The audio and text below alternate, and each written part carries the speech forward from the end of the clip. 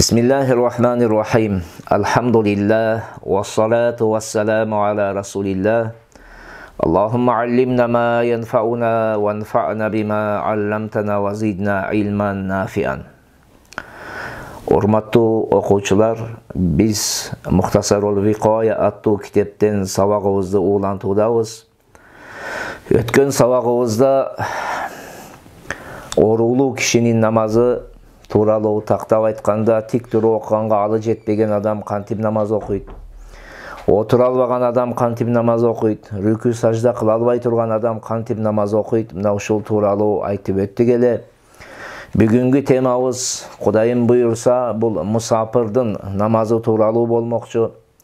Бул теманын ичинде китептин жазуучусу мусапыр деп кимди айтат?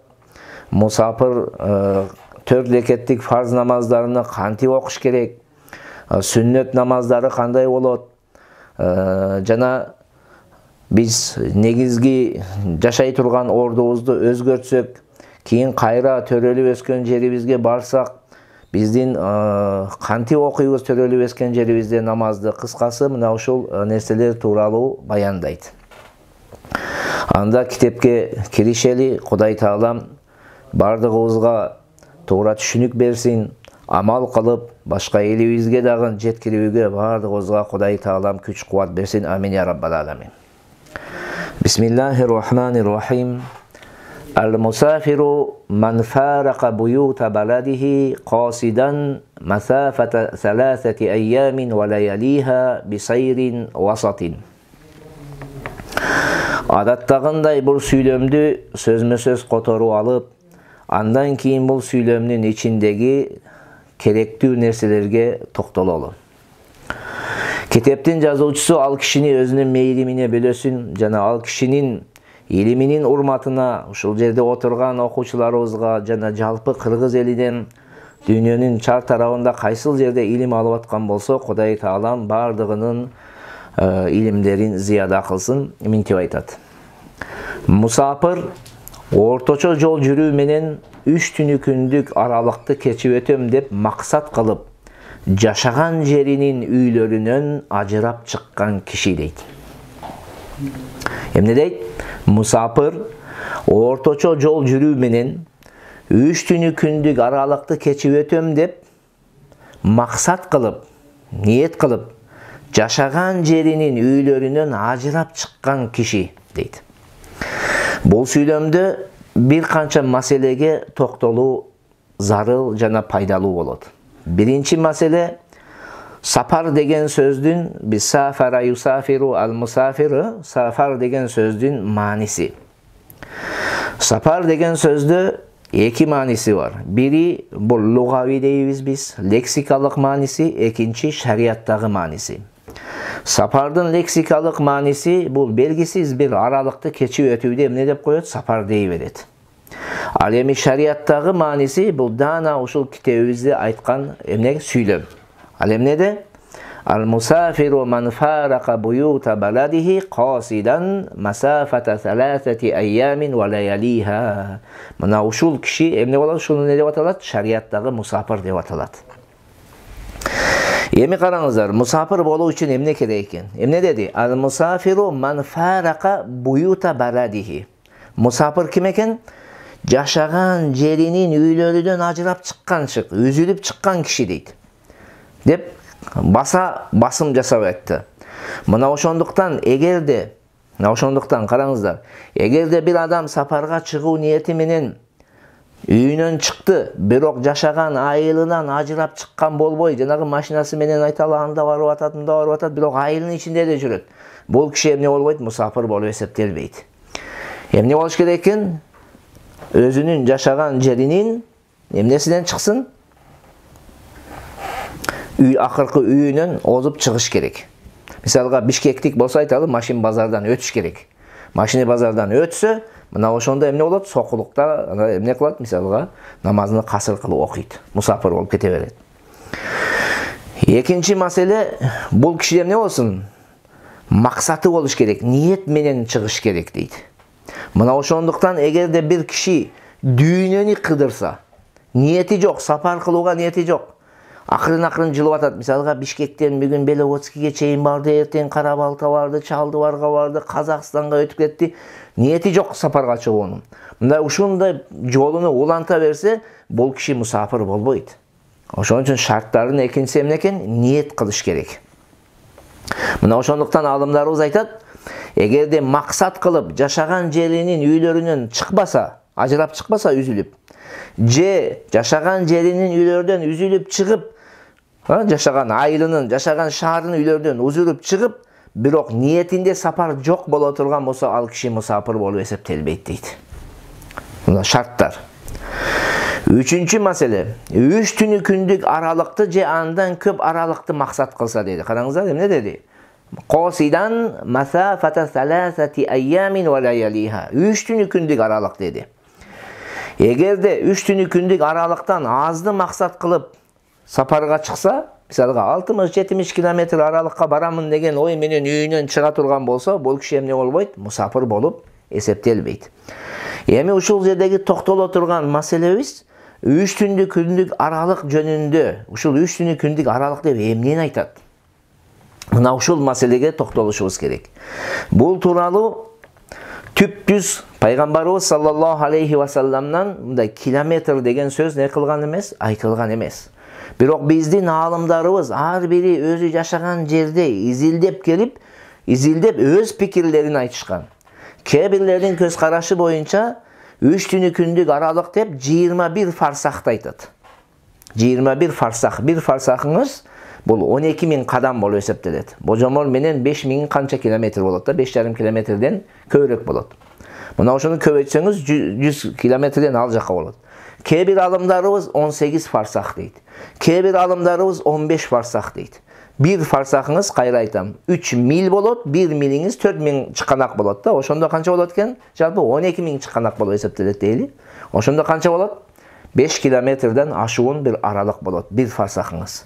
Ошону биринчи пикир боюнча 21-ге көбөйтөсүз, экинчисиде 18-ге, үчүнчүсүдө 15-ге көбөйтөсүз. Мына ушинтип айтышкан.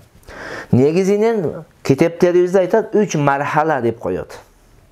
Биз мындай өзүбүздүн тилде айтканда 3 остановка. Буну алымдарыбыз айтат, кайсы өлкөлөрдө түн менен күн орточо боло турган өлкөлөрдө чыныгы таң аткандан баштап кыштын эң кыска мезгилинде, мисалы азыр даана учуру да, мисалы 21-22 эң бир кыска күндөр да. Мына ушул күндөрдө бамдат намазын окуп алып туруп, чак түшкө чейин канча километр жол баса алса, ушуну бир мархала, бир остановка деп коет. Мына ушундайдан үчөө дейт.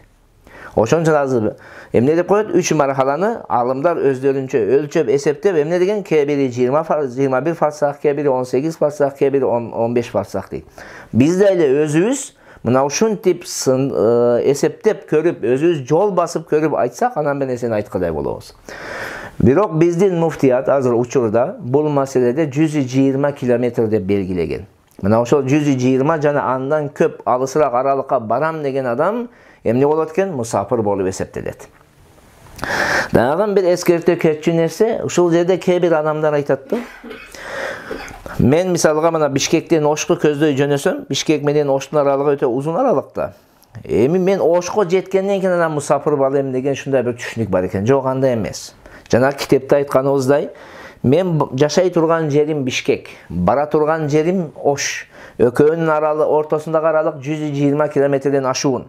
Болду. Мен Ошко баруу ниети менен Бишкектен чыксам, ажырап. Бишкектен чыктым, намазымды кыскартып, касыр кылып окуп кете берем, Ошко жеткенге чейин, анан Ошто дагы эмне болот? Ал жагы төмөндө келет. Wa huwa masar al-ibilu wal-rajulu wal-fulku idha i'tadalat ar-rihu wa ma yaliqu bil-jabal.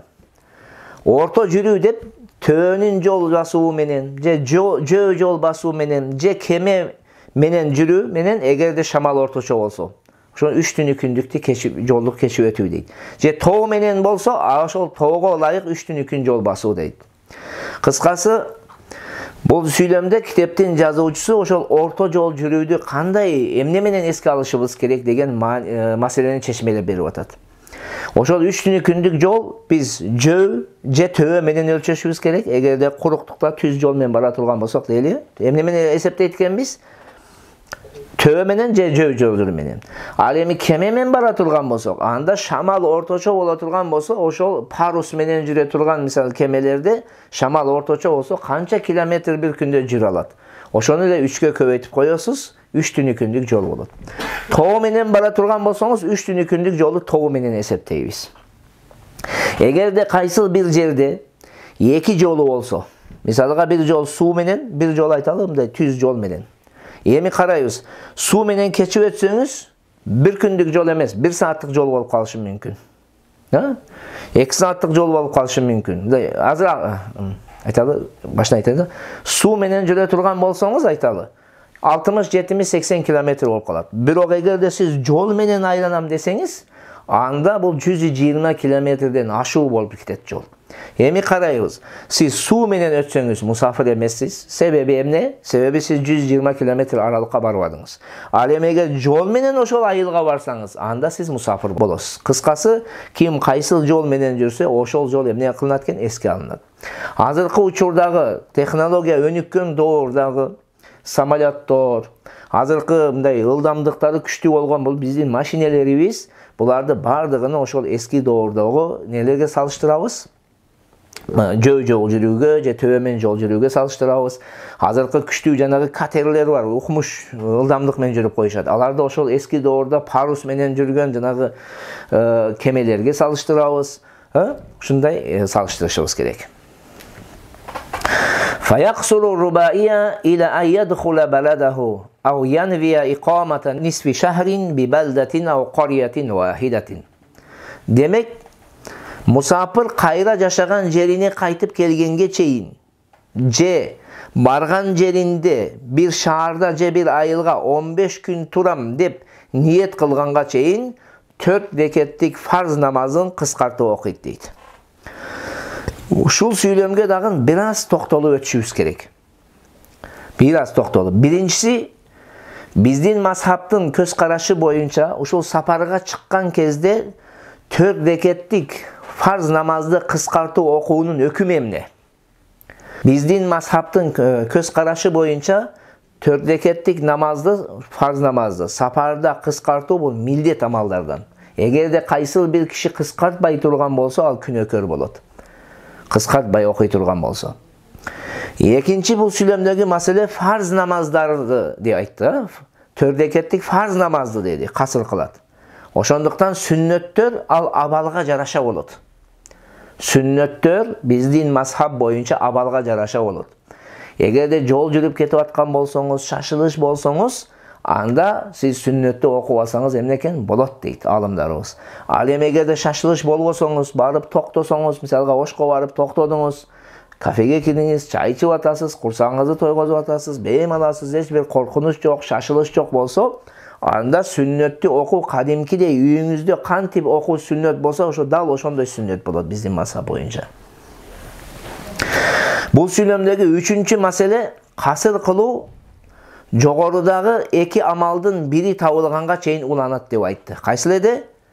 Эмне кылышыбыз керек? Барган жерибизде bir айылда же bir шаарда 15 күн турам деп ниет кылганга чейин же кайра өзүңүздүн үйүңүзгө кайтып келгенге чейин деди. Эми алымдар толук окуу үчүн намазды шарттарды коюшкан. Жакшы эсиңиздерге алыңыздар. Намазды биз качан толук окуйбуз? Мына ушуну үчүн мусафир адам намазды качан толук окуйт? Шарт коюлган. Биринчиси ниет керек. Ниет кыласыз, мен мен Ошко бардым Бишкектен, мына ушул Ошто bir шаарда же bir айылда эмне болом? 15 күн жана андан көп турам дедим да. Кош. Экинчиси мөөнөт. Сөзсүз түрдө эмне болуш керек? 15 күн жана андан көп болуш керек. Ошондо касыр окуйсуз. Үчүнчүсү, ошол ниет кылган адам көз карандысыз адам болуш керек. Мындайча айтканда, эркек менен аял сапарга барган кезде эркектин ниети эске алынат. Солдаттар барган кезде өзүнүн командири менен bir жерден эки жерге барганда, солдаттын ниети эмес, ошол командирлердин, мамлекеттин немеси, буйругу эске алынат. Эгерде 15 жанандан көп турам десе, значит 15 жанандан көп турат, булар намазды толук окушат. Эгерде эркек менен аял барган кезде эркек мен 15 күндөн аз турам десе, аял да эле ошол эркегин ээрчип эмне болот? Касыр окуй берет. Эгер 15 жана 15тен көп турам десе эркек, анда аял да эле ага ээрчип туруп эмне кылат? Толук окуп кете берет. Мына ушундай эреже. Төртүнчүсү жол жүрүүнү токтотуу. Башкача айтканда ошол барган жеринде токтош керек. Анан жолду улантып алып эле мен 15 күн турам десе, мындай болбойт. Бешинчиси ошол жашай турган, барып убактынча жашай турган жер бир болуусу. Бир орунду тандаш керек. Мисалга мен барып Ош менен Ноокатта же Ош менен Кара сууда 15 күн турам десем жарабайт. Ошол жерде 15 күн экөөндө турам деп атам да, мисалга 8 күн мынсында, 7 күн мынсында деп. Жарабайт. Анда мен касыр окушум керек болот. Эгерде 15 күн мен Ошто түнөйм деп туруп, Ошко кирип 15 күн Ошто түнөйм деп түнөсөм, ана мен жергиликтүү болуп эсептелем. Ошол жергиликтүү болгондон кийин 120 километр айланага чейин мен намазымды толук окуп жүрө берем. Кара суулар жакында. Ошолордо толук намазымды не кыла берем? 4 рекаттен кылып окуп жүрө берем. Алтынчысы, ошол оруннун, жанагы биз барып жашайм деген оруннун икоматка, жанагы жашаганга жарамдуу, жарактуу жери болуш керек. Анан бир барып алып каякта бир талаада мен ушул жерде 15 күндөн көп турам десеңиз, ниет кылууга мүмкүн эмес болгон жер. Анда сиз жашашыңызда, туруп калышыңыз да мүмкүн, бир суук болуп, бир кыйналсаңыз качып кетишиңиз дагы мүмкүн. Бир талаа боло турган болсо, ал жерде дагы сиздин ниетиңиз эмне болбой калат? Дурус болбой калат. Кыскасы, сиз барып жашайм деген 15 күн жана 15 күндөн көп турам деген жер эмне болуш керек экен? Жашаганга мындай ылайыктуу жер болуш керек. Жана икоматты турам 15 күн турам дегенди. Намаздын ичинде болуп туруп ниет кылса да эле дурус боло берет. Намаз окуп атасыз. Мисалга айталы пешинди баштадыңыз. Намаздын ичинде ниет кылдыңыз да мен ушул жерде Ошто мисалга 15 күн турам деп. Болду, толук окуп кетесиз намазыңызды. Ушул маселеде бул имамбы, имамга уюучу, жалгыз намаз окуп аткан адамбы өкүмү бирдей болот. Түшүнүктүүбү? Кыскасы, касырды токтотуп толук окуу үчүн канча шарт болду? Канча шарт келдик? Биринчиси ниет, экинчиси мөөнөт, 15 күндөн көп, үчүнчүсү ниет кылууда башкага көз каранды болбош керек, төртүнчүсү жол жүрүүнү токтотуш керек, бешинчиси орун бир болуш керек, алтынчысы эмне? Ошо барып ниет жашайм деген жериңиз жашаганга ылайыктуу жер болуш керек. Ошондо сиз жергиликтүү болуп эсептелип, анан сиз эмне болосуз? Намазыңызды толук окусаңыз болот. Ва бисахраи дарина ва хуа хибаиюн. Койчуларга дайыма талаада малдарын айдып жүрө берген, ошол жайыттан жайытка көчүп жүрө берген кишилер болот. Ошондо койчумандарга ислам мамлекетинин талааларында 15 күн жана 15 күндөн көп турам деп ниет кылуулары не болот экен? Дурус болот. Алар намаздарын толук окушат дейт. Эгерде эмне болсо шарты хибаи, койчуман болуш керек. Эми бул маселеде Абу Юсуф рахматулла алейхинен эки пикир келген. Эң туурасы муким болот деп келет да. Кээ бир алымдарыбыз айтат, муким болбойт, ал мусафир болуп жүрө берет. Жайыттан жайытка жүргөн сайын ал жашаганга ылайыктуу жер болбогондуктан талаалар бул мусафир болуп жүрө берет дейт. Бирок Абу Юсуф рахматулла алейхин экинчи пикири келет, койчумандарга эгерде барып туруп ошо талаада биз 15 жана андан көп туруп жашайбыз десе, анда мусафир болушат дейт. Мына ушул пикир туура. Ал эми койчумандардан, талаада жүргөн койчулардан башка адамдар тууралуу сөз кылсак, демек булар тууралуу дагы эки пикир бар. Биринчи пикир муким болушпайт дейт булар. Мисалга бизге окшогон, биз талаадан жайыттан жайытка мал кайтарып жүрбөйбүз. Мына жерде отургандар эч кимибиз, же мына шаарда жашап аткандарыбыз дейли. Эч кимибиз талаадан талаага, жайыттан жайытка эмне барып жүргөн кишилерден эмеспиз. Бизге дейт, биз барып талаада 15 күн турам десеңиз да эле не болосуз? Муким болбойсуз, сиз касыр окушуңуз керек дейт. Экинчи пикир келет, Имам Абу Юсуфтун пикири боюнча муким болушат деген. Кыскасы мына ушинтип бул маселеде эмнелер бар? Талаштар бар, таксылар. لا بدار الحرب أو البغي محاصرا كمن طال مكثه بلا نية. Kapırlardı, je çıkkınçılardı çevini, korgonunu kurçap algan musulman askerleri курчап алган абалда биз ушул жерде 15 күн турабыз деп ниет кылышса дурус болбойт. Ниетсиз туруусу, bir жерге барып туруусу узарып кеткен киши сыяктуу. Бул сүйлөмдө 3 маселени баяндаган. Биринчи маселе, капырларды мамлекетине эмне кылдык? Мусулмандар барды да капырлардын кайсыл бир чебини, кайсыл бир крепосты дейли. Азыр мына турецкий кинолорду көрүп аткан болушуңуздар керек. Турецкий кинодо Эртугрул барат да тиги эмне кылат? Бир чепти курчап алат дейли. Же Османы барат да бир чепти курчап алат. Же Алпарсланды барат да бир чепти курчап алат деп коеюн. Же Султан Сулайман кинолору балким көргөндөrsүздөр. Мына ошондой курчап алган кезде ошол жерде ниет кылсалар, 15 күн жана 15 күндөн көп турам деп ниет кылсалар дурус болбойбу? Китептин эйси эмне дейт? Китептин айтат, ниет икамат кылат дурус эмес дейт. Дурус эмес, неге? Анткени. Ал жерде жеңип кирүү менен башка жактан аларга жардамчы келе калып жеңилип качуунун ортосунда отурушат дейт. Ошондуктан булардын ниеттери дурус болбойт. Ниеттери дурус болбоду, булар ошол жерде жеңип киргенге чейин эмне окушат намаздарны? Касыр кылып окушат дейт. Бирок эгерде амандык менен мындай коопсуз, тынч абалда, мисалы азыр биздин мусулмандар, мына кыргыз элибиздин канчадаган жарандарыбыз мигрант болуп куфр, капыр мамлекеттерде жүрүшөт. Жан багып, үй бүлөнү багып, камсыз кылуу максатында ар жерде жүрүшөт. Мына булар жакшы амандык менен киришет, виза менен киришет. Же болбосо эки мамлекеттин ортосундагы келишим бар болгондуктан киришет. Бул кишилердин ошол барып жашаган жерлеринде 15 күн жана 15 күндөн көп турам деп ниет кылуулары дурус болот. Дурус болгондон кийин бул кишилер намаздарын эмне окушат? Толук окушат дейт. Бул сүйлөмдөгү экинчи маселе чыккынчылар дейт. Чыккынчы мусулмандарды падышага каршы чыгып, кайсыл бир чыккынчылар айталы өзүнчө барып бир жерде эмне кылып алышты? Өзүнчө бир чепти эйлеп алышып, ошол жерде жашап атышат. Анан негизги падышанын аскерлери бар да тиги чепти эмне кылып алды? Курчап алды. Курчап алганда ошол жерде мен ушул жерде 15 жана 15 күндөн көп турам деп ниет кылса дурус болбойбу? Бул маселеде эмне бар? Талаш бар. Имам Рафии рахматулла алейхи бул маселени экиге бөлүп кароо керек дейт да. Имам Рафиинин рахматулла алейхи көз карашы боюнча. Биринчи, талаада курчап алуулары дейт. Эгерде талаада экен кезде бир немеде эмес, бир белгилүү айылда, бир немеде эмес, чептин ичинде. Талаада болушса, анда ал талаада ниет кылуу дурус эмес дейт. Себеби ал жашай турган орун эмес дейт. Экинчиси, эгерде шаарда болсо же айылда болсо курчап алса, бул учурда дейт ниет кылышса дурус болот дейт. Ниет кылса дурус болот дейт. Себеби эмнеде дейт?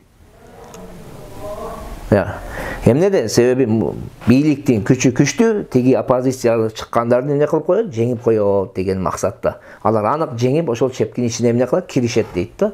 Кайра качуунун неси жок, проблемасы жок дейт. Дурус болот дейт. Бирок бул маселе ошол учурларга тиешелүү. Ал эми биздин доордо кичине бул маселе башкачалак каралат дейт.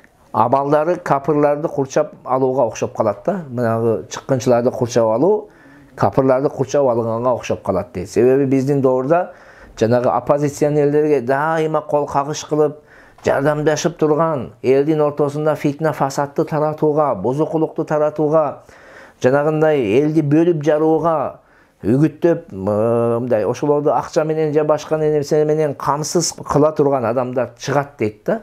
Мына ошондуктан бул жерде деле алар күчтөнүп туруп, кайра бийликтин, мамлекеттин аскерлерини кууп чыгыштары мүмкүн дейт да.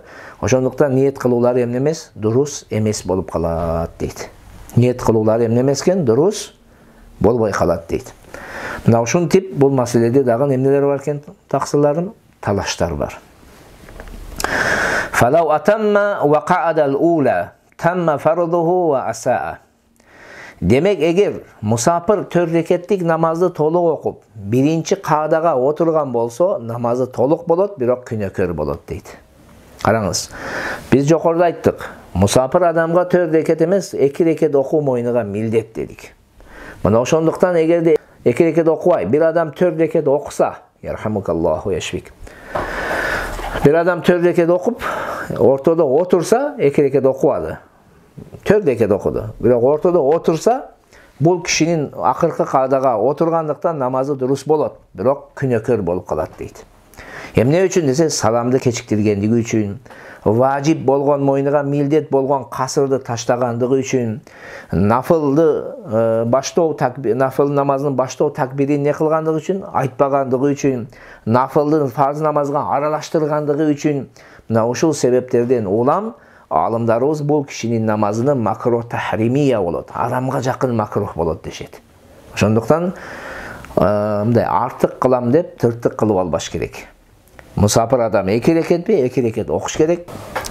Wa ma zada naflun. Эми ошо окуган, кошумча окуган 2 rekat эмне болот экен? Нафыл болуп эсептелет дейт. Wa in lam yaqud batala farduhu. Ал эми эгерде биринчи кадага отурбаса, 4 rekat окуп, бирок мына 2 rekatдан кийин отурбаса, анда отурган фарз намазы батыл болот дейт. Батыл болот дегенден максат нафыл намазга айланат. Nafıl namazga aylanat. Bul kaçan şunday bolot? Egerde 3-cü rekatте turup sajdaga çeyin iqomatты niyet kılgan bolboso. Al emi egerde niyet kılgan bolso, anda farzı 4 rekatke aylanat da durus bolup ketet kayra ele. Biroq qiyamды jana rükünü kayra baştan emne kılış gerek? Kaytarış gerek bolup kalat. Musafirun ammahu muqimun fil vaqti yutimmuhu ve ba'dahu la ya'ummuhu. Egerde jergilikti kişi vaqtındagı namazda musafirga imam bolso, musafir toluq okuyt. Al эми убакыттан кийин жергиликтүү киши мусафирга имам бола албайт дейт. Эми караңыздар. Айталы мына Айдар шейх бул жергиликтүү шаарлык киши. Мен келдим, мен мусафирмын. Мен Айдар шейхке уюдум.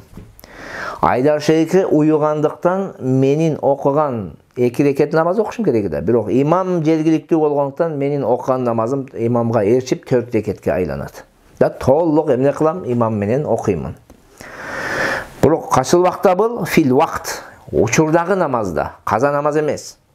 Wa ba'dahu la ya'ummuhu. Бирок вакыт өткөндөн кийин, эгерде каза намаз болсочу, менин да айталы Кудай сактасын пешин намазым каза болду, Айдар акенин дагы пешин намазы каза болгон болсо, анда Айдар аке мага имам боло албайт 4 rekatlik намаздарда. Мүмкүн эмес. 2 rekatlikте болот, бамдатта болот, шамда болот, бирок пешин асыр куптанда боло албайт. وفي عكسه أتم المقيم وقصر المسافر قائلا ندبا أتم صلاتكم فإني مسافر. Teskerisinde, uşul meselenin teskerisinde mukim toluq okuyt, al эми musafir kasır kılat. Jana namazыңарды толукта кыла, себеби мен musafirmen деген сөздү айтуусу эмне болот? Mustahab болот. Жанагы маселене тескерisi. Мен musafirмын, Айдар аке mukim. Al kişi maga uyudu. Emne kılabız emi? Uşul meselede. Emne kılab? Men 2 rekat okuyum. 2 rekat okuganımdan keyin salam berem. Aydar eke ordunan turatda kalgan 2 rekatini toluktayt. Mına oşol 2 rekatni toluktagalı turgan kezde Aydar eke Kur'an okubay toluktayt. Kur'an okubay jön ele tasbih ölçömünde tik turgan abalda turatda emne kılat? Rükü kılat. Dagın keyingi 4-cü rekatiga dagın kayır ele turatda tasbih ölçömünde tik durup namazın emne kılat? Bütüret. Bирок менин moynuma emne bolot? Жанагы намазыңарды толукта кыла, анткени мен musafir менен деген сөздү айтуу эмне болот? Mustahab болот. Бирок качан айтат ушул сөздү? Бул маселе тууралуу бир аз пикирлер айтылган. Кээ бир алымдар айтат, биринчи саламдан кийин айтат дейт. Ассаламу алейкум рахматуллах дегенден кийин ушул сөздү айтат дейт. Кээ бирлер айтат, экинчи саламды айтып туруп анан айтат дейт. Кээ бирлер намаздан мурун айтат дейт. Биздин доорда 2 жолу дагы айтып койгон жакшы да. Намаздан мурун да эле эскертип, анан намаздан кийин 2 салам бергенден кийин эмне кылабыз? Дагы кайра эскертип коюу бул жакшы амал. Wa yubtilul vatanal asliya misluhu las-safaru. Негизги мекенди, башка жерди мекен алуу бузат, сапарга чыгуу бузбайт дейт. Негизги мекен өзү, негизги мекен деп биз бардыгыбыз төрөлүп, өскөн, тай басып, өскөн жерибизди негизги мекен деп аталат. Мисалга айталы, мына Айдар акенин негизги мекени бул Баткен Сүлүктү. Туурабы? Ошол жер. Бирок азыр учурда Айдар экебиз эмне кылды? Көчүп Бишкекке келди. Биротоло Баткен менен үзүл кесил кылып, мен эми мындан ары Бишкекке жашайм деп Бишкекке келди. Болду. Эми Баткен Сүлүктү бул киши үчүн не болот? Негизги төрөлүп өскөн жер болуп эсептелбейт. Мына ошондуктан азыр Айдар эке эгерде Баткенге бара турган болсо, бул эмне кылат? Касыр окуйт. Мусафир болуп эсептелет. Эреже. Бирок сапар эмне кылбайт экен? Жойбойт. Сапар жойбойт. Сапар эмне кылбайт? Жойбойт. Мисалга Айдар эке Баткен неме кылды? Ошко барып келди. Кайра Ошко барды, Бишкектен кайра келди, же Көлгө барып кайра келди. Бишкектин ичинде кирер менен эмне болуп эсептелет? Жергиликтүү болуп эсептелет. Ниет кылыштын дагы кажети дагы жок болот. Бирок эгерде кандайдыр бир кишиде эки жерде жашай турган орду болсочу. Мисалга айталы, Айдар экеде Бишкекте дагы бар, Баткенде дагы үйү бар.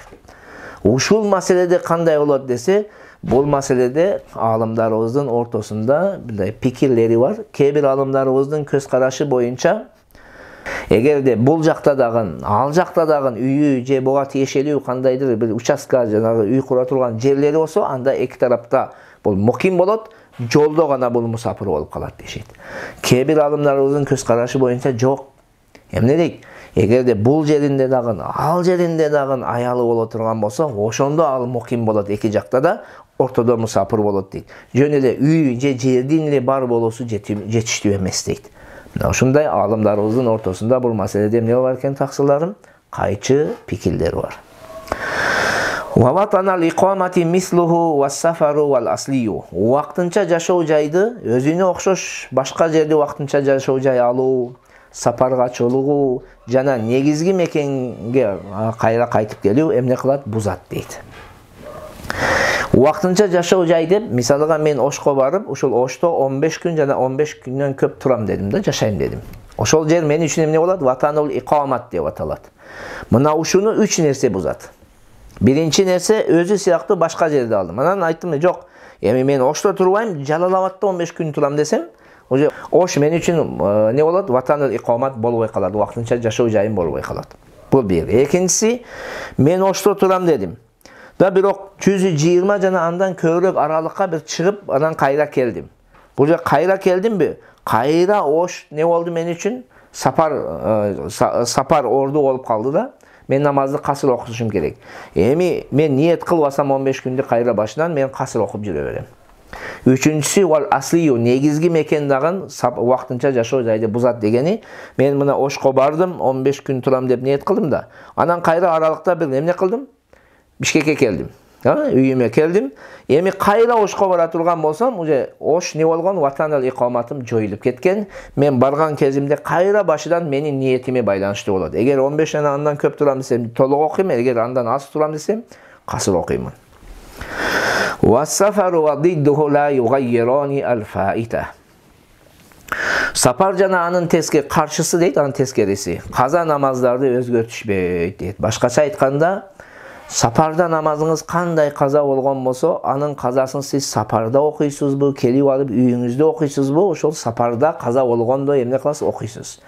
Эми үйүңүздө эгерде жергиликтүү экен кезиңизде намазыңыз каза болгонбу, бул эмне экен? Сиз үйүңүздө анын казасын аткарасызбы, же сапарга чыгып алып бекер калып сапарда жүргөнүңүздү аткарасызбы? Айырмасы жок, 4 рекеттен окуйсуз. Кыскасы, намаз кандай каза болгон болсо, ошондой аны аткаруу эмне болот? Милдет болот. Өзгөртпөшкүн аны, өзгөртпөй туруп аткарасыз. Ва сафарул маъсияти ка гайрихи фир рухаси.